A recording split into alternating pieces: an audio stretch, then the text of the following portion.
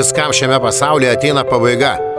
Net ir tam, kas atrodė amžina, šilčiausiams jausmams, tvirčiausiams draugystėms, stipriausiams ryšiams tarp dviejų žmonių. Nes ne meilė išsenka pirmoji, išsenka pagarba. Ne artumas miršta pirmas, miršta tiesa. Galime būti kartu daugybę metų, dalintis tais pačiais prisiminimais, tuo pačiu stogu, tuo pačiu gyvenimu. Bet jei tarp mūsų nebelieka pagarbos, ryšys jau senai suiręs.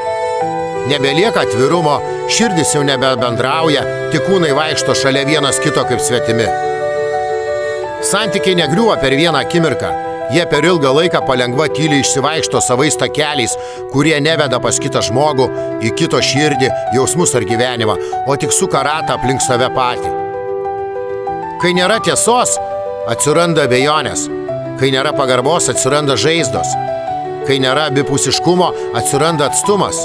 Ir tada pabaiga nebėra netikėta. Ji tik tampa neišvengiama. Nes niekas neišgyvena vien iš gražių žodžių ir prisiminimų. Reikia pastangų, reikia atsakomybės, reikia suprasti, kad meilė ne savaime duota kasdienybė, o kasdieninis pasirinkimas. O kai to pasirinkimo niekas nebedaro, šilčiausi santykiai pasidaro šalti kaip akmuo.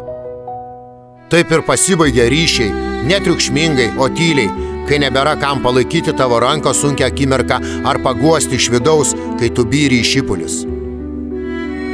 Pabaiga ateina tuomet, kai vietoje širdies lieka tik tuštuma, o vietoje mes du atskiri aš.